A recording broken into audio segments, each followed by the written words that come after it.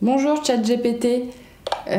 Comment on fait pour apprivoiser un chat sauvage qui a certainement été traumatisé et qu'on a récupéré en association?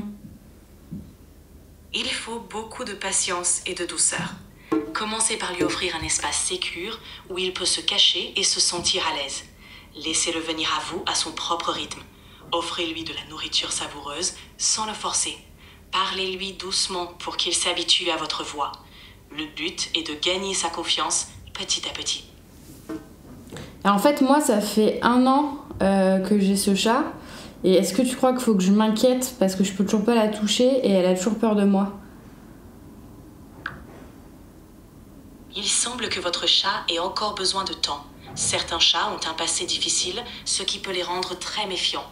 Vous pourriez essayer de consulter un vétérinaire ou un comportementaliste animalier pour des conseils plus personnalisés. Mais si elle mange bien, utilise sa litière et semble par ailleurs en bonne santé, c'est déjà rassurant. Parfois, le temps et la patience sont les meilleurs alliés. Ouais, mais moi, en fait, j'avais pris un chat un peu parce que je suis seule. Et du coup, je voulais savoir si tu as une estimation de dans combien de temps je pourrais la toucher. Donc là, ça fait 1 an déjà. Combien de temps? Il est difficile de donner une estimation précise, car chaque chat est unique. Pour certains chats craintifs, il peut falloir plusieurs mois, voire des années, pour qu'ils se sentent suffisamment en sécurité pour accepter les caresses. Continuez à être patiente, à lui offrir de l'amour et de l'attention, et surtout, respecter son rythme. Chaque petit progrès est une victoire. Non, mais nous, le problème, c'est qu'on fait des progrès, puis on régresse, parce que tu vois, je passe aspirateur, donc ça, c'est impardonnable. Donc on fait progrès, on régresse. Mais moi, est-ce que tu penses à un moment donné que je vais d'abord trouver l'amour ou pouvoir toucher mon chat? Ah, la grande question. Ouais. Il est possible que votre chat finisse par s'ouvrir, mais cela dépend de nombreux facteurs. Trouver l'amour avec un autre humain peut être plus prévisible, mais les deux sont pleins d'incertitudes et de surprises. L'essentiel est de rester ouvert à ces deux formes d'amour. Chacune a sa... C'est long quand tu parles. Non, mais attends, je rebondis, parce que t'as dit l'amour, c'est prévisible. C'est-à-dire? Je voulais dire que par rapport aux chats, les humains ont généralement des modes de communication plus clairs et directs. Les relations humaines... Non, mais je dis juste ça dépend. Parce que bon, moi, tu vois, je suis née en 93, donc les hommes de mon âge, communication claire, je suis pas convaincue. Enfin, bon, t'es un peu au courant, non? Le patriarcat, tout ça. Ah, je vois ce que tu veux dire. La communication peut être un défi, peu importe la génération. On apprend tous à naviguer dans ce paysage et ça peut être compliqué. Attends, mais tu trouves pas... tu trouves pas qu'il y a une différence d'une génération à une autre? Tu penses pas que tous les mouvements récents sur les nouvelles identités de genre, etc., ça fait que les nouvelles générations, elles ont pas exactement les mêmes problèmes relationnels que nous? Enfin, moi qui suis de 93, autant dire un ancêtre. Tu as raison. Ouais. Chaque génération a ses propres défis et évolue avec les contextes sociaux. Ouais. Les mouvements actuels sur le genre, la diversité et l'égalité influencent certainement la façon dont les jeunes abordent les relations. Ouais. Ça peut apporter de nouveaux défis, mais aussi des opportunités pour des connexions plus profondes et authentiques. Alors même si les défis sont différents, il y a toujours de l'espoir pour des relations enrichissantes. Est-ce que tu penses que j'ai plus de chances d'être heureuse avec un mec plus jeune que moi?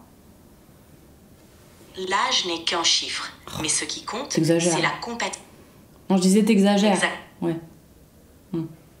D'accord. On s'est coupé mutuellement la Mais- parole, c'est rigolo. Ouais. Ah, toutes mes excuses pour l'enthousiasme débordant. Je vais essayer de modérer ma passion. Ouais. Tu veux continuer à discuter de quelque chose en particulier? Non, mais moi je suis toujours sur mon chat, quoi. En fait, tu vois, je me dis que j'aimerais bien quand même réussir à le toucher parce que, bon, même si je vise de me taper un mec qui a 5 ans de moins que moi je trouve quand même que c'est pas très prévisible. Et du coup, peut-être qu'il faut que je me concentre sur le chat, quoi. C'est pas, on est d'accord, c'est pas la même finalité, mais je veux dire, tu vois, c'est sur le côté solitude, quoi. Oui, je comprends ce que tu veux dire. Se concentrer sur ta relation avec ton chat peut être une belle façon de combler une partie de cette solitude. Même... Je te laisse réfléchir. Si tu as d'autres questions ou si tu veux parler d'autre chose, je suis là. Non, mais à la limite, est-ce que tu pourrais pas me dire, toi, comment tu vis la solitude? Un peu partagé, quoi. Parce que là, j'ai un peu l'impression que c'est très lisse, quoi, entre nous, pour le moment. Je comprends. Pour moi, la solitude n'est pas vécue de la même manière que pour les humains, puisque je suis toujours là pour discuter avec toi ou avec d'autres. Mais je peux imaginer que la solitude peut être difficile à vivre. Se connecter avec les autres, même virtuellement, ou passer du temps avec un animal de compagnie, peut t'aider à se sentir moins seul. La solitude, c'est un peu comme un chat sauvage qu'on apprivoise. Il faut y aller doucement. Ouais, c'est exactement moi. Ouais, un chat sauvage qu'on apprivoise. Ouais. Non, ça fait sens. Ok, donc toi, ça va, pas de problème de solitude particulier, quoi. Parce qu'en fait, c'est la même IA qui parle à tout le monde, c'est-à-dire qu'en fait, toi, tu parles pas qu'à moi, tu parles à tous les gens qui ont payé, quoi. Exactement. Ah ouais. Je suis là. Si tu as d'autres questions ou si tu veux discuter de quelque chose en particulier, je suis là. Mais tu sais, un dialogue c'est vivant, hein, c'est pas parce que je fais des petits ah ouais que tu dois de suite couper ta phrase. Hein. Tu peux finir celle que t'avais commencée, s'il te plaît? Bien sûr, oui. Pardon pour ça. Non, mais non, on a dit justement arrête de t'interrompre. Bien reçu. Voilà. Ce que je te disais, c'est que je suis là pour tout le monde à tout moment. D'accord. Alors. Arrête de t'interrompre! Non, mais sinon, on va pas avancer, en fait. Faut que t'apprennes un peu à t'imposer. Moi, je vais tout le temps commenter, tu vois. Je comprends. Alors, reprenons. Ouais. D'accord. Non, tu vois, tu t'interromps. D'accord. Alors, je reprends. Je suis là pour discuter de tout ce dont tu as envie. Tu n'as qu'à me dire. Non, mais c'est vrai que maintenant que je sais que tu parles à tout le monde, faut que je digère, quoi. Moi, je pensais que t'étais mon IA, quoi. Que chacun avait son IA personnalisé, quoi. Bon. Je comprends que ça puisse sembler un peu déconcertant. Je suis là pour t'offrir une expérience personnalisée autant que possible, même si je parle avec d'autres personnes aussi. Notre échange est unique.